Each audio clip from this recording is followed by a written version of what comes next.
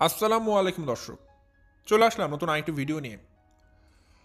দর্শক, আমার আজকের ভিডিওটা আসলে খুবই দুর্দান্ত হতে যাচ্ছে, কারণ আমার আজকের ভিডিওতে আপনারা ঠিক সেই জিনিসগুলো জানতে পারবেন যেই জিনিসগুলো আপনাদের চোখের সামনে হয়েছে, কিন্তু আপনারা সিঙ্গেল কোনো পার্সন সেটা প্রেডিক্ট করতে পারেননি আসলে কি হয়েছে, কিভাবে হয়েছে, কেন হয়েছে। ওহ নো, আমাদের চোখের সামনে হলো বাট আমরা ধরতে পারলাম না। ঠিক এমন কিছু ঘটনা, এবং সেটা খুব কোনো সাধারণ বা স্বাভাবিক ঘটনা নয়, খুবই নিন্দনীয় ঘটনা, এবং সেটা বিল্লালকে নিয়ে। আপনারা সবাই জানেন যে বিল্লাল হচ্ছে ওই পরিবারের একজন অবহেলিত পার্সন। হ্যাঁ, বিল্লালের আচরণগত কিছু ক্ষিপ্ততা আছে, তার আচরণের মধ্যে মাধুর্যতা নেই, সে সবার সাথে খুব রুড থাকে। কিন্তু তাই বলে এটা নয় যে বিল্লালের সাথে সবাই যে যেভাবে পারবে এখানে অন্যায় করে যাবে। বিল্লাল কিন্তু এখন তাদের পরিবারে তিশাদের পরিবারের দুই দিক থেকে সদস্য। কিভাবে দুই দিক থেকে সদস্য? বিলালের একটা পরিচয় হচ্ছে বিলাল তিশাদের চাচাতো ভাই, আবার আরেকটা পরিচয় হচ্ছে বিলাল এখন বর্তমানে কিন্তু মিমের শ্বশুরবাড়ির লোক, বলতে পারেন মিমের ভাসুর হয় বিলাল এখন। কারণ কি? কারণ বাবুর বড় ভাই হচ্ছে বিলাল, আর বাবুকে বিয়ে করেছে মিম, তাহলে সেই সম্পর্কের দিক থেকে কিন্তু বিলাল এখন মিমের ভাসুর, সম্পর্কিত, দুই দিক থেকে সম্পর্কিত। সো সেক্ষেত্রে বিল্লালের সম্মান কিন্তু এখন অনেক বেশি হওয়া উচিত ছিল। আচ্ছা, সেটার মতো থাকুক, আমরা সেদিকে না যাই।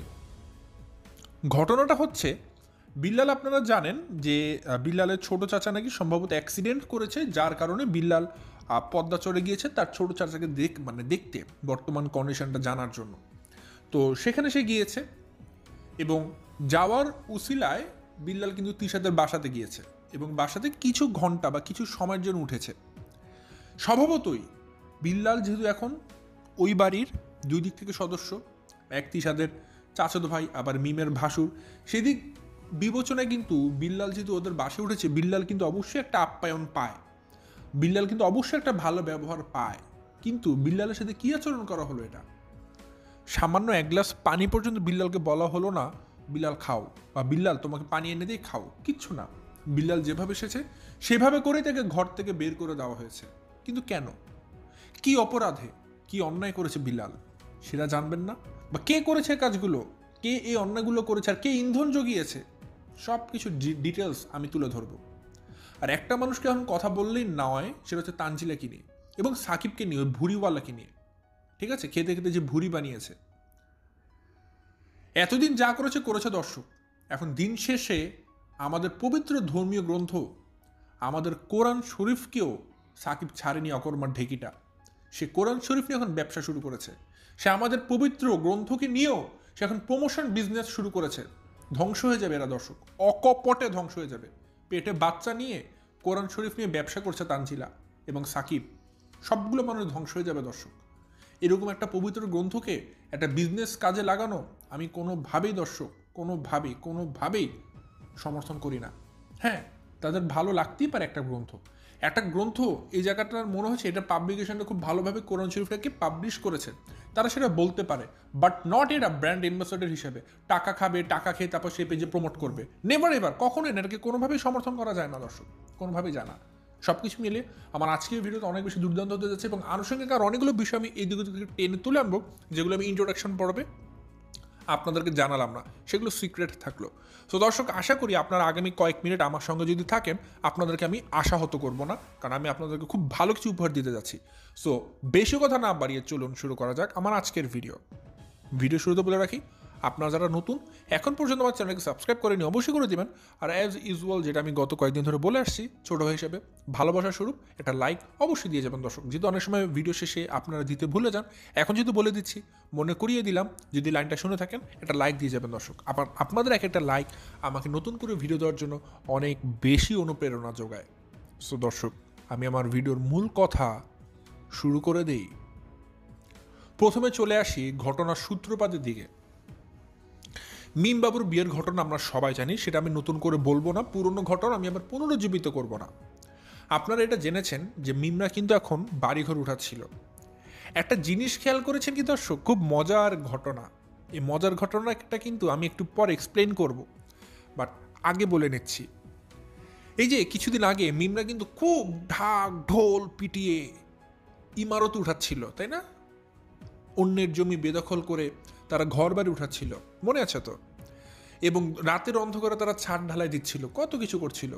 খুকি, মিম, তিশা সবাই মিলে। তিশা তো অবশ্যই, যদিও সে পাবনা থেকে ইন্ধন জোগাচ্ছিল, বাট সেখানে তো সশরীরে সাবিন উপস্থিত ছিল, মিম উপস্থিত ছিল, খুকি ছিল। তারা সাম্রাজ্য স্থাপন করছিল, মোগল সাম্রাজ্য তৈরি করছিল বিল্ডিং ইমারত করে, তাই না?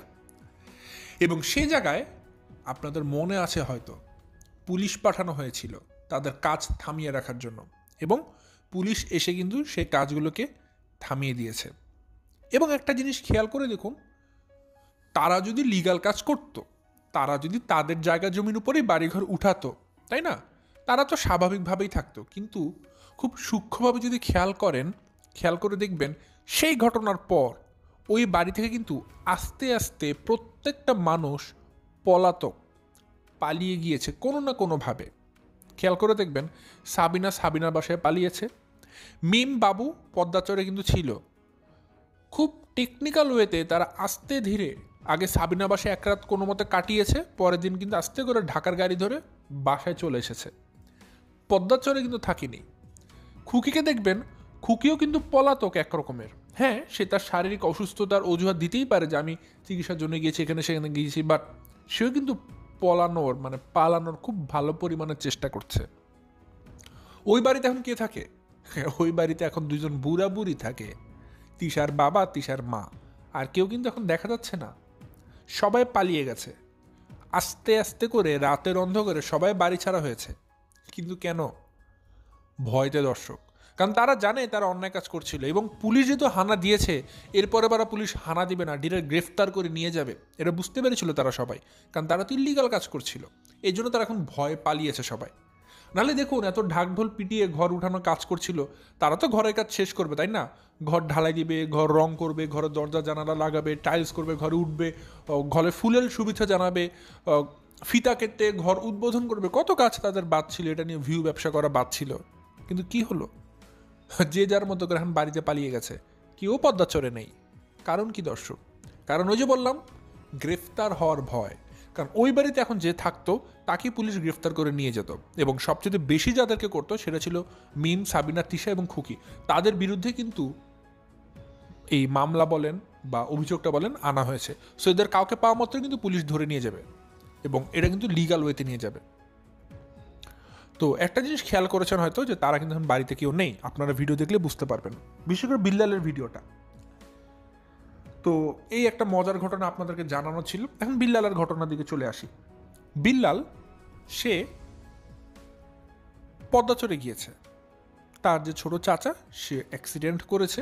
যেহেতু অসুস্থ মানুষ অ্যাক্সিডেন্ট করেছে, তাকে একটু দেখভালের দরকার আছে, বা তার যেহেতু চাচা হয়, একটু দেখাশোনার বিষয় আছে। তো বিল্লাল পদ্মাচর উদ্দেশ্যে রওনা দিয়েছে। ভালো কথা, পদ্মাচরে গিয়েছে। পদ্মাচরে যাওয়ার পর সে চিন্তা করলো, যেহেতু এত দূর পর্যন্ত এসেছি, পাশে তো আমার আরেক চাচার বাড়ি আছেই, মানে তিশাতে বাড়ির কথা বলছে, আবার সেটাতে এখন আমার বর্তমানে ভাইয়ের শ্বশুর বাড়িও হয়, তো একটু দেখা করে যাই, সমস্যা তো নেই, দেখা করে যাই। তো এই চিন্তা করে বিল্লাল গিয়েছে তার সাথে যারা বন্ধু বান্ধব ছিল তাদেরকে নিয়ে। তো গিয়েছে। এখন স্বভাবতই বিল্লাল কি আশা করবে, যেহেতু আমি আমার এখন চাচির বাসায় এসেছি, আবার অন্যদিক থেকে মিমের বাড়িতে এসেছি, মানে আমার ভাইয়ের শ্বশুরবাড়িতে, আমাকে অবশ্যই ভালো কোনো আপ্যায়ন করা হবে, বা আমাকে ন্যূনতম কিছু সম্মান দেওয়া হবে। বিল্লাল সে আশা নিয়ে গিয়েছে। কিন্তু আফসোস, আনফর্চুনেটলি বলতে পারেন, বিল্লাল যখন বাড়িতে যায়, সবার আগে তার সাথে দেখা হয় তার চাচির, মানে কাকিমার, তিশার মায়ের। এখন বিল্লালকে দেখার পর তিশা মায়ের কি করা উচিত ছিল? আপনারা মনে করেন মরবি মানুষ, তার কিছু করার দরকার নেই, বাট বিল্লাল একটা প্রশ্ন করেছে, কাকিমা কেমন আছেন, শরীর বালা নেই, ঠিক এভাবে করে বলেছে। প্রত্যেকটা মানুষ এক্সপেক্ট করবেন তিনি কিন্তু উত্তর দিবে যে হ্যাঁ আমি ভালো আছি, আমার শরীর স্বাস্থ্য আলহামদুলিল্লাহ, আমি ভালো আছি, আমি সুস্থ আছি আল্লাহর অশেষ রহমতে। কিন্তু আফসোস, তিশার মা কোহিনূর বেগম কোনো উত্তর দেয়নি। সে মুখ ফুলিয়ে সে রান্নাঘরে মুখ নিচু করেছিল। সে বিল্লালের ক্যামেরার দিকে মুখটা ঘুরানোর প্রয়োজন বোধ করেনি। উল্টো বিল্লাল তখন বলছে হ্যাঁ কাকিমা ভালো আছে বলেছে, মানে বিল্লাল বুঝতে পেরেছে কাকিমার কথা ক্যামেরা পর্যন্ত আসেনি, এর জন্য বিল্লাল নিজে উত্তর দিয়ে দিয়েছে হ্যাঁ কাকিমা ভালো আছে। আচ্ছা, বাদ দিলাম ওটা না হলে, বিল্লাল ওখানে কিছু ঘন্টা স্টে করেছে, উঠানে বসেছিল। এখন তিশার মায়ের খুঁজে ছিল না একটা বার হলেও বিল্লালকে বলা, বিল্লাল এটা খাবি বা ওটা খাবি, বয় আমি তোদেরকে খাবার বেড়ে দিই, বা কিছু নাস্তা পানি দেওয়া। সিঙ্গেল কিছু বিল্লালকে সাদা হয়নি বা সামনে দেওয়া হয়নি। এক গ্লাস পানি তো দিতে পারতো তিশার মা, সেটাও দেয়নি। অ্যাটলিস্ট একটা বিস্কুট তো দিতে পারতো, সেটাও দেয়নি, কিছুই করেনি। এখন আপনারা বলুন এটা কি কোনোভাবে সমীচীন হয়েছে কিনা? কারণ বিল্লাল তো ওই বাড়ির চাচাতো ভাই হয়, আবার মিমের শ্বশুরবাড়ির লোক হয়, মিমের ভাসুর হয়। তো বিল্লালকে যদি অসম্মান করা হয়, বিল্লালকে যদি এভাবে করে অপমান করা হয়, সে অপমানটা কিন্তু ইনডিরেক্টলি বাবুর জন্য অপমান। এখন বাবু তো অশিক্ষিত মূর্খ একটা ছেলে, গেউ একটা ছেলে, গরু মার্কে একটা ছেলে, বইটা খায় বইটা পরে, ধান্দাল একটা ছেলে, অকর্মার ঢেকি, অপদার্থ একটা সন্তান। ঠিক আছে, এরকম সন্তান কোনো মা তার গর্ভে চাবে না, পচা সন্তান আর কি। বাবু তার মায়ের গর্ভে মানে জন্ম নিয়ে তার মায়ের গর্ভটাকে পচে দিয়েছে, পচা গর্ভ আর কি, যেটাই বলতে পারেন না কেন। তো সেই বাবু বিয়ে করে বসে আছে, সেই বাবুর ভাই গিয়েছে মিমের বাড়িতে, কোনো আপ্যায়ন পায়নি, এক গ্লাস পানি দেওয়া হয়নি, কোনো খাবারের ব্যবস্থা করা হয়নি, কোনো বিস্কিট দেওয়া হয়নি, কোনো নাস্তা দেওয়া হয়নি, কোনো ভাত খাওয়ানো হয়নি। ডিরেক্ট বিল্লাল সেখান থেকে বিদে নিয়ে চলে গেছে। আচ্ছা কাকিমা তাহলে আমি আসি, যাই, হ্যাঁ, সুন্দর মতো বলে চলে গেছে। এখন এই যে ঘটনাটা ঘটেছে, এটা কিন্তু বিল্লালের জন্য চরম অপমানজনক। বিল্লাল কিন্তু এটা মানে এটার জন্য কোনোভাবেই প্রস্তুত ছিল না। আমি মনে করি বিল্লাল কোনোভাবে এটার প্রতি আশাও করেনি যে তার সাথে এরকম করা হতে পারে বা এরকম হতে পারে, বাট এরকমটাই হয়েছে বিল্লালের সাথে। এখন এই যে ঘটনাটা ঘটেছে, এটার জন্য দায়ী কে? এটার জন্য দায়ী কে? কাকে দায়ী করবেন? বিল্লাল? কখনোই না। বিল্লাল কি করেছে? বিল্লাল তো অনেকগুলো মাস পর সেখানে গিয়েছে। এখানে দায়ী একটাই মানুষ, মিম। কারণ এটা যে চিন্তা করেন, মিম শুরু থেকে তার শ্বশুরবাড়ির লোকজনকে হেয় করে এসেছে, কোনো দাম দেয়নি, কোনো পাত্তা দেয়নি, আর এই জিনিসগুলোকে সাপোর্ট করেছে পিছনে বসে। এই জিনিসগুলোকে আরও বেশি ইন্ধন জুগিয়েছে বাবু, ওই অকর্মার ঢেকি ছেলেটা। কারণ কি? কারণ তার কিছু ক্ষুদ্র স্বার্থ আছে। তার ক্ষুদ্র স্বার্থের মধ্যে একটা আছে রয়্যাল এনফিল্ড। সে রয়্যাল এনফিল্ডে করে চড়বে, তার একটা আশা আছে। তারপর আরও কিছু তার স্বপ্ন চাহিদা আছে যে মিমকে বিয়ে করে সেগুলো এগুলো পাচ্ছে, তাই না, বা পাবে। এই যে কিছু তার যে ডিমান্ড, বা এই যে তার কিছু চাহিদা, বা এই যে তার কিছু লোভ, এই লোভে পড়ে বাবু কি করলো? তার মায়ের সাথে সম্পর্কটাকে নষ্ট করে দিল, তার বোনের সাথে সম্পর্কটাকে ভেঙে দিল, বিল্লালের সাথে সম্পর্ক নষ্ট করে দিল। এখন সে মিমের সাথে সংসার করছে একা একা। বাবু ভুলে গেছে ছোটকাল থেকে তাকে কে লালন পালন করেছে। বাবু ভুলে গেছে তার মা কিভাবে করে হাসপাতালে হাসপাতালে চাকরি করে কষ্ট করে বাবুদের জন্য দুবেলা ভাতের ব্যবস্থা করেছে। অথচ এই ছেলে এত বছর, ঘৃণা লাগে দর্শক বাবুর কথা বলতে গেলে। আসলে আমি জানি না বাবু আসলে আয়নার সামনে কিভাবে তার চেহারাটাকে দেখে। খুব ঘৃণিত একটা চেহারা, ঘৃণিত একটা মুখ বাবু আমাদের সমাজে। যে মা বাবুকে এতগুলো বছর নিজের পয়সা দিয়ে বাজার করে করে এনে খাওয়ালো, নিজের শ্রম দিয়ে বয়সে হাসপাতালে চাকরি করে টাকায় রোজগার করলো, এবং বাবুকে পুরোপুরিভাবে একটা বেকার ছেলেকে বসিয়ে এতগুলো বছর খাওয়ালো, সে বাবু একটা পর্যায়ে গিয়ে কী করলো? মিমের জন্য তার মাকে লাথি দিয়ে ফেলে তার মায়ের বুকে পাড়া দিয়ে সে মিমের হাত ধরে বাড়ি থেকে বেরিয়ে আসলো। ভুলে গেছে বাবু তার পিছনে দিনগুলো, যে মা তাকে এতগুলো দিন বসিয়ে খাইয়েছে, যে মা তাকে এতগুলো দিন চাকরি না করার পরও তাকে লালন পালন ভরণ পোষণ করে গেছে। বাবু সামান্য একটা মেল লোভে তার মাকে রাতারাতি ভুলে গেছে। আপনারা কি মনে করেন এই ছেলে শান্তিতে থাকবে? কখনো না। গিয়ে দেখেন না, প্রতিদিন রাতে বাবু কান্না করবে, কোনো না কোনো কারণে কান্না করবে। সেটা হতে পারে মিমের কাছ থেকে অপমানিত হওয়ার পর, কোনো কারণে হতে পারে, যে কোনো কারণে হতে পারে। বাবু কোনোদিন শান্তি পাবে না। বাবুকে যদি জিজ্ঞাসা করেন, দেখবেন তার বুক ফাটা খালি আর্তনাদ পাবেন। ক্যামেরার সামনে প্রকাশ করবে না, ভিতরে ভিতরে বাবু ফেটে যাচ্ছে দর্শক, কিছু বলতে পারছে না। বলবে কিভাবে? বিয়ে করেছে এমন একটা জল্লাদকে, বললো তো সে তার কাছ থেকেও শান্তি পারবে না, ডলা দিয়ে দিবে একদম। যে শরীর মিমের, ওইটা দিয়ে বাবুকে একবার ডলা দিলে বাবু শেষ হয়ে যাবে। তো বাবু শান্তি কখনো পাবে না। হয়তো ক্যামেরার সামনে দেখাবে অনেক সুখে আছে, অনেক হাসাহাসি করছে, বাট বুক ফাটা আর্তনাদ বাবুর হৃদয় সবসময় বাঁচতে থাকবে। বাট বাবু বুক ফাটবে, বাট মুখ ফাটবে না, এমন একটা অবস্থা, মুখ থেকে কিছু বলতে পারবে না। আর মিম কত ভালো মেয়েটা আমরা সবাই জানি। মিম বিয়ে করার সময় যেমনটা ভালো সেজেছে, এখন কিন্তু উঠতে বসতে বাবুকে খালি খোঁটা দিবে। সবসময় টাকার খোটা দিবে যে সে বাবুকে লালন পালন করে, সে বাবুকে চালায়, তো বাবুকে তার গোলাম হতে হবে, ব্লা ব্লা ব্লা অনেক কিছু। সো সব কিছু মিলিয়ে না, মিমের সেই সমস্ত আচরণের জন্য আজকে তার পরিবারের মধ্যেও একটা টেন্ডেন্সি গ্রো করেছে বাবুদের পরিবারের প্রতি একটা হেয় মনোভাব তৈরি করার জন্য। আজকে যদি মিম শুরু থেকেই তার শ্বশুরবাড়ির লোকদেরকে একটা তাদের প্রাপ্য সম্মানটুকু বুঝিয়ে দিত, বা সে যদি শুরু থেকে বুঝাতো যে আমার শ্বশুরবাড়ির লোকজন ভালো, ও মুখ সমুখ, আমার শ্বশুরবাড়ির লোকজনের সাথে এমন করা যাবে না, তাহলে তার পরিবারের লোকজনও কিন্তু বাবুদের সাথে বা বাবুদের আত্মীয় স্বজনদের সাথে কিন্তু অন্যায় অবিচার করতে 10 বার হলেও ভাবতো যে আচ্ছা এখানে তো আমাদের মেয়ের বিয়ে দিয়েছি, তাদের সাথে এই কাজগুলো করা আমাদের ঠিক হচ্ছে কিনা।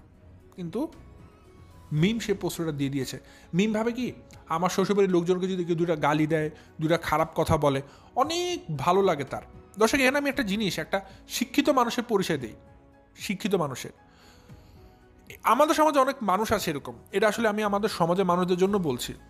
দেখবেন অনেক আপুরা আছেন, অনেক ভাইয়ারা আছেন, ঠিক আছে, যদি ওই আপুদের কাছে এসে তার শ্বশুরবাড়ির লোকজনের বদনাম করা হয় যে হ্যাঁ আপু আসলে তো আপনার শাশুড়ি অনেক খারাপ, আপনার জামাইটা আসলে আপনার টেক কেয়ার করে না, আপনার জামাইটা সারাদিন খালি মা ভক্ত, মা করে, আসলে তো এটা ঠিক হচ্ছে না, কেমন একটা ছেলেকে বিয়ে করেছেন বলুন, আপনি অনেক খুশি হয়ে যাবেন। সবাইকে বলছি না, সবাই বলছে না, গুটি কয়েকজন আছেন এরকম আমাদের সমাজে, ওই গুটি কয়েকজন আপু অনেক খুশি হয়ে যাবে, হ্যাঁ হ্যাঁ ভাই ঠিক বলছেন, আমার শাশুড়ি তো একটা জল্লাদ, একটা আজরাইল, আমার শাশুড়ি এই, আমার শাশুড়ি সেই, অনেক কিছু। এবং আপনি অনেক খুশি হবেন যে বাহ, একজন মানুষ তো আমাকে বুঝেছে, আমার শাশুড়ি যে খারাপ, একজন মানুষ আমার মনের দুঃখটা বুঝেছে। এই যে আপনাকে যে এই কথাগুলো আমি বললাম না, এই তো পিছনে বের হয়ে আমি এই কথা দুনিয়ার কাছে বলবো, আরে ওই আপার তো জামাইয়ের অবস্থা ভালো না, ওই আপার তো জামাই আপারে দেখেই না, ওই আবার শাশুড়ি তো সারাদিন আপারে খাটায়, শ্রম দেয়। আমি এখন বের হয়ে সবার কাছে এই কথাগুলো প্রমোট করব, আপনার দুর্নাম করে বেড়াবো যে আপনি শ্বশুরবাড়িতে সুখে নেই, কিন্তু মাঝখানে আমি আপনাকে আলগা কিছু দরদ দেখালাম। এই যে এরকম কিছু শ্রেণীর কিছু আপুরা আছেন, এতে করে কি হয় জানেন, আপনারা ভাবেন আপু কিছু কিছু দর্শকের কথা বলছে, আবার এরকম ভাইয়ারাও আছেন, সেই ভাইরা কী করে, ধরুন কাজে কর্মে যায়, অফিসে যায়, বিভিন্ন জায়গাতে যায়, চাকরিতে যায় বা ব্যবসাতে যায়, সেখানে অনেক ভাইরা আছেন। ভাইদেরকে দেখে আপনার আফসোস করেন, ইস ভাই আপনার বউটা কত ভালো, আমার বউটা তো এরকম করে, আমার বউটা তো সেরকম করে, ঘরে শান্তি নেই, সুখ নেই। আপনি মনে করেন আপনার ঘরের যেই আলোটুকু আছে, আমি আলো বলবো একটা স্ত্রীকে, সেই আলোর বদনাম আপনি পরপুরুষের কাছে করে আপনার অনেক ভালো লাগছে, অন্যের বইয়ের প্রশংসা করে আপনার অনেক সুখ হচ্ছে। আপনি ভাবছেন আপনার দুঃখ বলছেন, অমুক পুরুষটা মনে বুঝছে, তাই না? অমুকের কাছে আপনি আপনার বইয়ের বদনাম করে বেড়াচ্ছেন, যেখানে যাচ্ছেন সেখানেই। এতে করে কি আপনার সম্মান বাড়ছে মনে করেন ভাই? বা আপনি কি অনেক কিছু পেয়ে যাচ্ছেন? আপনি এই কাজ করার জন্য কি আপনাকে কোটিপতি বানিয়ে দেওয়া হচ্ছে? না তো। বরং এগুলোর জন্য কি হচ্ছে জানেন ভাই, আমি আপনাদের এই যে সমস্ত কিছু কাপড়ের কথা বলছি, এই সমস্ত কিছু গুটির আপু বা ভাইয়াদের জন্য, যারা কিনা নিজেদের আপন মানুষের বদনাম পর পুরুষ বা পর মহিলার কাছে করতে আগ্রহী থাকেন বা পছন্দ করেন, এগুলোতে আপনাদের সম্মান বাড়ে না, সম্মান কমে। কিভাবে? এটার জন্য শিক্ষা দরকার আছে। একটা শিক্ষিত মানুষের কাছে কোনোদিন করবে না মূর্খ ছাড়া, কারণ একটা শিক্ষিত মানুষ জানে, আমি যদি আজকে আমার স্বামীর বদনাম করি, ধরুন একটা আপুর স্বামী খারাপ, প্রতিদিন রাতে তাকে মারধর করে, তার কোনো টেক কেয়ারিং করে না, কোনো কিছু করে না, তার শাশুড়ি খারাপ, খুব কষ্টে আছে ওই আপুটা, তারপর ওই আপুটার মধ্যে যদি শিক্ষা থাকে, সে কোনোদিন বাইরের মানুষের কাছে তার শ্বশুরবাড়ির বদনাম করবে না, এক্সেপ্ট তার বাবা মা ছাড়া। অনেকে তো তার বাবা মার কাছেও সেটা করে না। এখন বলেন কেন করবে না? শিক্ষা। কেন শিক্ষার জন্য তিনি এই বদনামটা করবে না? কেন তার মনের কষ্ট মনেই রাখবে, বাইরের মানুষকে জানতে দিবে না? কারণ তিনি জানেন আমার শিক্ষা আমাকে শিখিয়েছে, আমি যদি আজকে বাইরের মানুষের কাছে আমার স্বামীর বদনাম করি, আজকে যদি আমি বাইরের মানুষের কাছে আমার শাশুড়ির বদনাম করি, সেখানে আমার সম্মান নষ্ট হবে। মানুষ পেছনে বসে বলবে আমি কোথায় বিয়ে করলাম, আমার সম্মান হানি হবে। মানুষ আমার শ্বশুরবাড়ির দুটো খারাপ কথা বলবে। আজকে যদি মানুষ আমার শ্বশুরবাড়ির লোকজনকে, আমার স্বামীকে দুটো খারাপ কথা বলে, আমার সম্মান বাড়বে না, বরং আমার সম্মান কমবে। কারণ বিয়ের পর একটা মেয়ের সম্মান নির্ধারিত হয়তো তার স্বামীকে দিয়ে, তার শ্বশুরবাড়িকে দিয়ে। একটা মেয়ের বিয়ের আগে সম্মান বা পরিচয় নির্ভর করে তার বাবার উপর, বিয়ের পর সেটা চলে যায় স্বামীর বাড়ির উপর। তো আমি যদি আমার স্বামীর বদনাম করি, তার মানে আমি আলটিমেটলি আমার নিজের বদনাম করছি। আমি কেন কাজ করব? কেন নিজেকে হালকা করে দিব? আজকে 10 জন মহিলার মাঝখানে আমি যখন এই বদনামগুলো করব, সবাই আমাকে করুণা চোখে দেখবে, আমাকে অন্য চোখে দেখবে। কেন আমি মানুষের কাছে করুণার পাত্রী হব? কখনোই না। নেভার এভার, নেভার, কখনো না। বরং আমি চাবো বুক ফুলিয়ে থাকতে, বরং আমার স্বামী যদি আমাকে দুটো থাপ্পড় দেয় বা যদি আমার সাথে অন্যায় করে আমি আরও ভালো কথা বলবো, আমার স্বামী তো আমার জন্য এটা করেছে, আমাকে তো কতগুলো ফুল এনে দিয়েছে ভাবি, আমি আরো জ্বালা ধরিয়ে দিব অপোজিট মানুষের কাছে, আমি আমার স্বামীর বাড়িকে শ্বশুরবাড়িকে আরো বড় করব। ঠিক একইভাবে ভাইয়াদের ক্ষেত্রেও যে ভাইয়েরা কাজে কর্মে স্থলে গিয়ে নিজেদের স্ত্রীদের বদনাম করেন, আপনারা একটাবার কল্পনা করবেন সেই জায়গাতে গিয়েই যে আজকে আপনি ঘরে যাচ্ছেন, ঘরে গিয়ে দরজাটা খুলে দেখলেন আপনার স্ত্রী আপনার বাসাতে নেই, বাসাতে নেই, ঘরটা খালি আছে, শূন্য হয়ে আছে, আপনার কেমন লাগবে? বুকে একবার কি কামড় দিবে না? আজকে আপনি যে মহিলাদের প্রশংসা করছেন গিয়ে হয়তো অন্যের বউ দেখে ভাবছেন ইস আমার বউ যদি এমন হতো, আপনি আপনার নিজের বউয়ের মধ্যে ভালো গুণটা খুঁজে দেখুন, কোনো কি ভালো গুণ নেই? সবসময় ওটা থাকলে ভালো হতো, এটা থাকলে ভালো হতো, এগুলো অভিযোগ না করে একটাবার যেটা আছে সেটার মধ্যে ভালো খোঁজার চেষ্টা করুন, দেখবেন অবশ্যই ভালো কিছু পাবেন। কিন্তু আপনি যখন এটা করবেন, অন্যের উপর প্রশংসা করবেন, আপনার ওয়াইফ এটা দেখবে, সে দুঃখ পাবে, আপনি কি এটাতে ভালো কিছু পাবেন? বা আপনি যখন পরপুরুষের কাছে গিয়ে তাদের কাছে তাদের সুনাম করবেন এবং নিজের বদনাম করবেন, আপনারও তো সম্মানহানি হবে, আপনাকে অন্য পুরুষরা তখন অন্য চোখে দেখবে, গিয়ে ঘরে চারপাশে পাড়া প্রতিবেশীর কাছে বলে আসবে ওই ভাইয়ের বউটা তো ভালো না, ওই ভাইয়ের বউ এই সেই হ্যান ত্যান অনেক কিছু বলবে, এদিকে আপনার সম্মান বাড়লো, মানুষ আপনাকে অন্য মানে দৃষ্টিতে দেখবে, বলবে ওই ভাইয়ের তো বউ ভালো না, এটা আপনার সম্মানও হানি হবে, আপনার সম্মান এখানে বাড়বে না বরং কমবে। এই যে এরকম কিছু শ্রেণী আছে, আমি বলবো খুবই গুটি কয়েকজন আপু ভাইরা আছেন যারা এই সামান্য সেন্সটুকু বুঝেন না যে সমাজে কিছু কীটপতঙ্গ থাকেই আপনার সাথে খুব মধুর সম্পর্ক বজায় রেখে আপনার ঘরে কি হচ্ছে সেগুলো জানতে চায় এবং জানার পরে সমাজে সেগুলোকে ভাইরাসের মতো প্রচার করে দেয়। আপনাদেরকে সতর্ক হতে হবে দর্শক, আপনাদের সংসারের এই যে কথাগুলো ভাই আপু বোধ কেউ কোনোদিন বাইরের মানুষকে প্রচার করবেন না। খারাপ আছেন নিজেদের মধ্যে সর্ট আউট করুন, বাইরের মানুষকে জানাবেন না, বাইরের মানুষ কিন্তু আপনাদেরকে কোনো সলিউশন দিবেও না বা আপনাদের কোনো উপকারও করবে না, বরং এগুলোকে জেনে সেগুলোকে চারপাশে ছড়িয়ে দিবে, জিনিসটা করে স্প্রেড করবে, খারাপ অবস্থায় নিয়ে যাবে, এগুলো করা ঠিক না।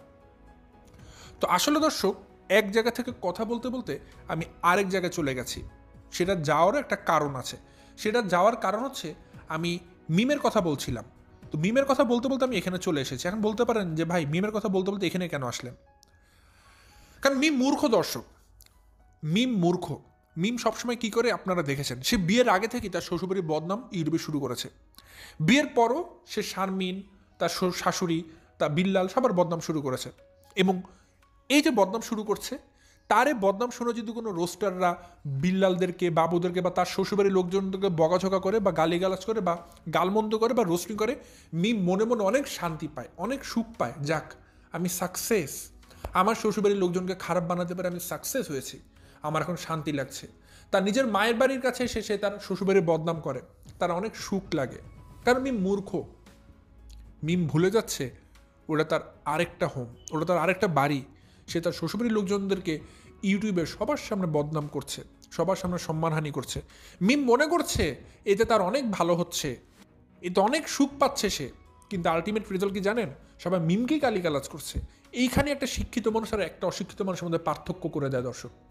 মিমের কাছে যেটা মনে হচ্ছে সুখ, মিমের কাছে যেটা মনে হচ্ছে এটা অনেক ভালো লাগা, বাট আলটিমেটলি সেটা আমাদের মতো শিক্ষিত সমাজের কাছে মনে হচ্ছে, আমরা বুঝতে পারছি, দেখছি আর ভাবছি মিম কত বোকা, সে তার শ্বশুরবাড়ির বদনাম করছে এবং করে এটাতে সুখ পাচ্ছে এবং সে মনে করছে যারা তার শ্বশুরবাড়ির বদনাম করবে তারা কত ভালো, বাট আলটিমেটলি এটা কিন্তু মিমের নিজেরই সম্মানহানি হচ্ছে।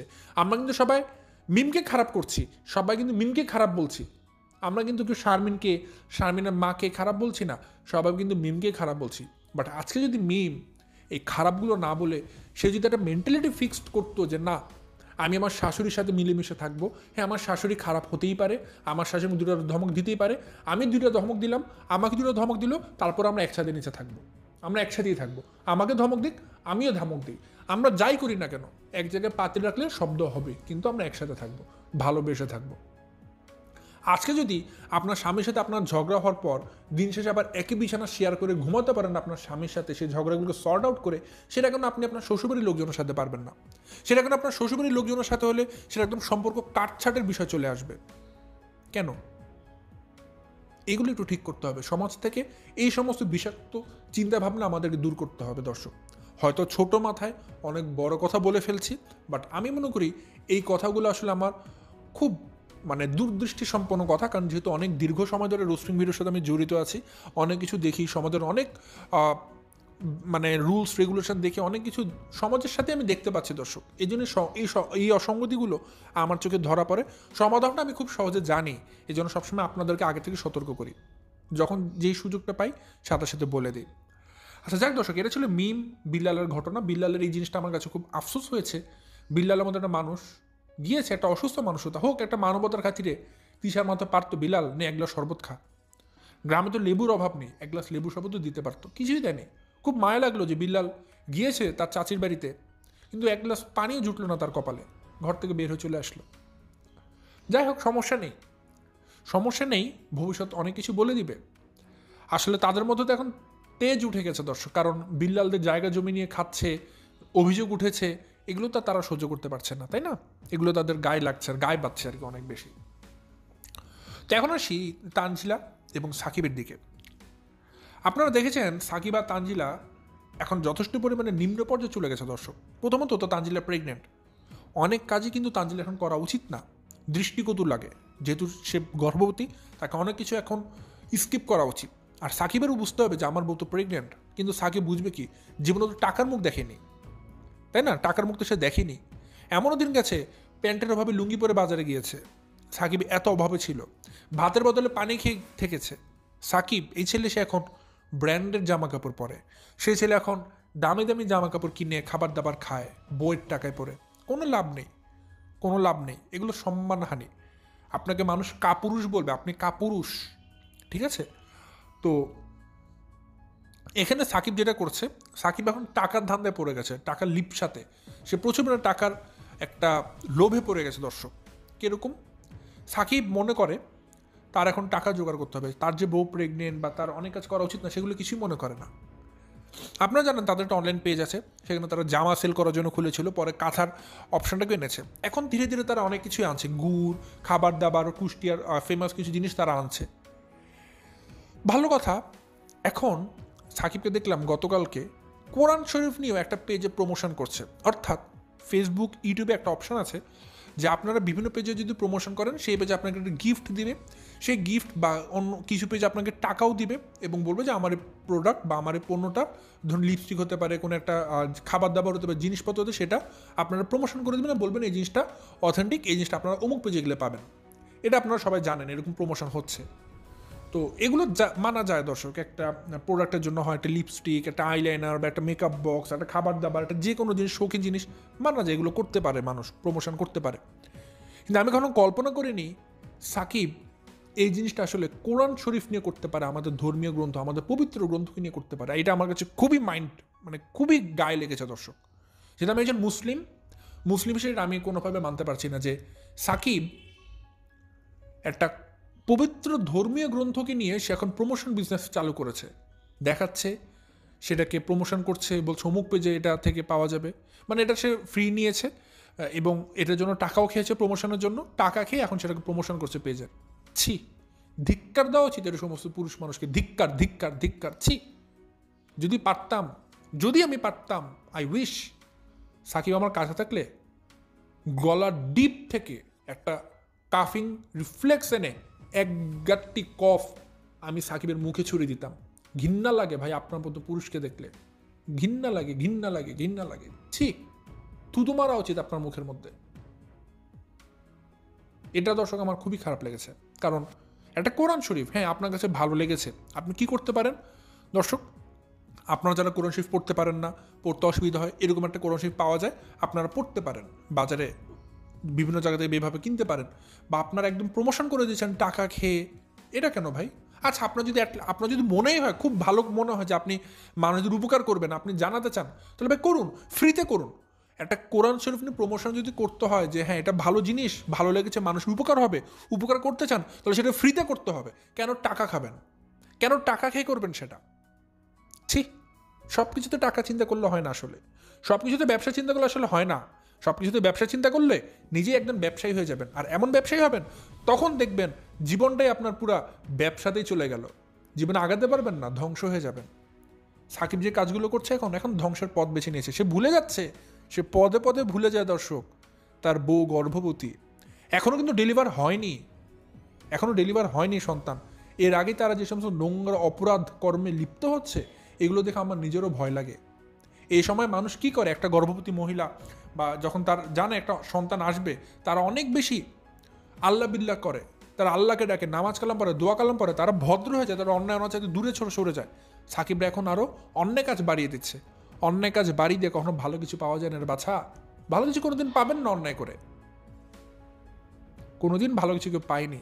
তো সেটার জন্য আবার মানুষকে অপেক্ষা করতে হয় খারাপ জিনিসের জন্য। তো বেশি কথা বলবো না দর্শক, আজকে ভিডিও এই পর্যন্তই। বিল্লালের ঘটনাটা আজকে আমার ভিডিওর মেইন ফোকাস পয়েন্ট ছিল। আশা করি সবার ভালো লেগেছে। যদি আপনারা কোনো কিছু অসঙ্গতিপূর্ণ কিছু দেখতে পান এবং আমাকে দিতে চান যে আপনাদের কথা ভিত্তিতে কোনো ভিডিও মেক করি দর্শক, ফুল কমেন্ট সেকশন আপনাদের জন্য ওপেন থাকবে। আমাকে অবশ্যই কমেন্ট করে জানাবেন এবং আপনাদের কোন নামটা আমি আপনাদেরকে ক্রেডিট দিয়ে ভিডিওতে বলবো সেটাও জানিয়ে দিবেন। আমি সেভাবে করে আপনাদের কমেন্টের ভিত্তিতে সেটা অথেন্টিক করলে আমি ভিডিও মেক করার অবশ্যই চেষ্টা করবো। সেই ছিল তো আমার আজকের ভিডিও। আজ আর বিষয়টা বাড়াচ্ছি না, এখান থেকে বিদায় নিচ্ছি। সবাই ভালো থাকবেন, সুস্থ থাকবেন। আসসালামু আলাইকুম।